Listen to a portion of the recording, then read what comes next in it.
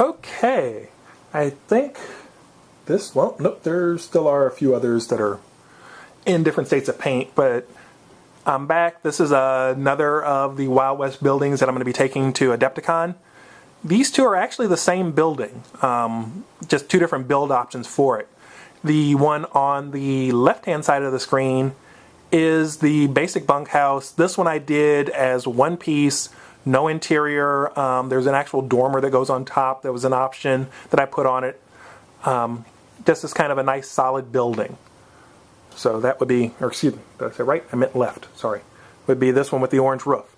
The one on the right is the same building, finished slightly different. That one we'll go into a little more detail on here in a minute, but we'll use the regular one just to show you a little bit more about it.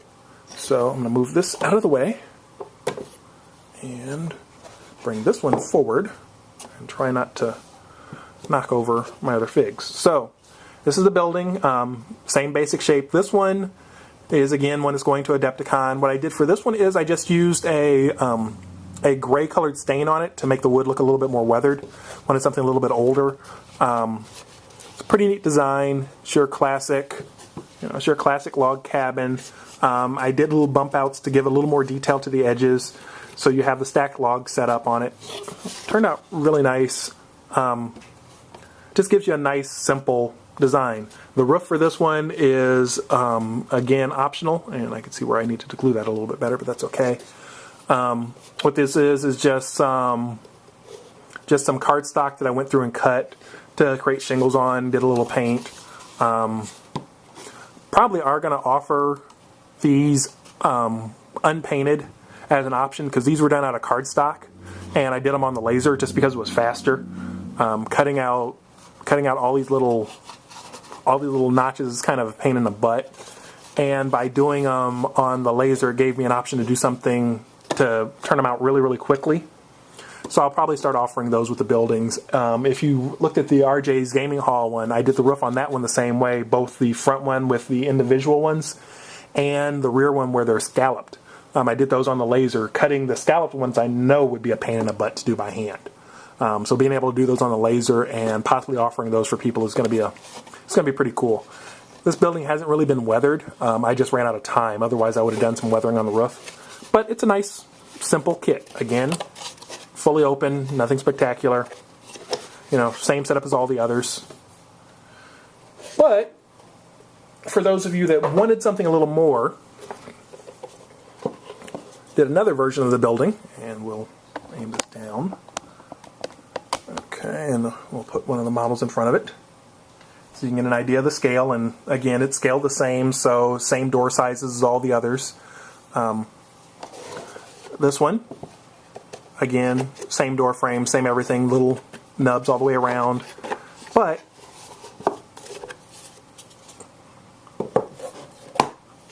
this one, I put interior dividers in and a full floor. So if you wanted to with this building, you could actually do it as a finished interior building. These walls are permanently fixed in place. That's how you get the actual nubs that come through. So this one would be a nice one that you could add on to if you wanted to. I did some just playing around, with some scrap. I did some tables that fit inside the building. So you could actually, if you wanted to, you could add tables, chairs, that kind of stuff, just to finish tricking it out if you needed. It's a pretty neat design as well. Again, when you put the models inside of it, and I'll lift this up so you can see the models through the windows and doors.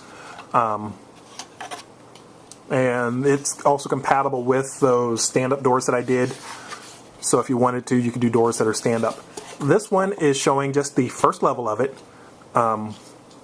Then the second level, this one I actually glued the roof onto the second level, but you'll notice this cross beam and these notches. You could actually do this one, and there's an option to add the second floor, so you'd have a second floor and a removable roof. So you'd have the ground floor of this one with its dividers in it. You'd have a second floor, which would be this piece with a flat piece on top of it, and the beam that goes across it holds the two ends together. So you could move models in the upper story of it. And then finally you have the roof that's removable. So you'd actually be able to build this one up several different ways. That's one of the things that I like about doing some of these is I hate it when you get a piece of terrain and it can only be built one way.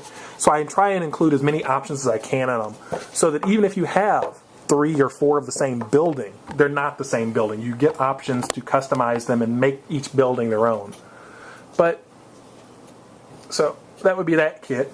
This one is the log bunkhouse. And again, it's one of those that as you get into it, there are just different levels of it. So there's level 1, which is just the open building with none of the extras. And then there's level 2 where we start to add the extras. And then level 3 where we add everything. I mean, at level 3, you're also going to get like the roof shakes for it.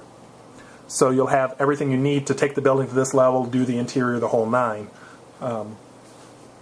Just a really nice way of doing it so that you can build stuff, have a unique table, and end up with something that's your own that nobody else does, and not have to worry about them all being separate. So that's really it. It will. Oh, almost forgot to show you this. Notice that there's this little cutout here. That's if you wanted to add the dormer. So when you add the second floor, when you add the upstairs floor, that comes with the dormer. So that way you can actually use the inside of it, and it gives you a little more room for inside and something a little bit more to think of. Anyway, that's enough on these buildings. If you're going to be at Adepticon, definitely come by and check us out. We're going to be there showing stuff. It'll be at the Wild West Exodus area. You'll get a chance to see some of these buildings up close and personal, and get a chance to talk to me, because I love talking to you guys and doing interviews and asking questions. I mean, you're who tell me what I should be building next. I'm a good gamer, but not a great gamer, and all the designs come from you guys. Whatever you guys say is really what I build. So, take care, guys.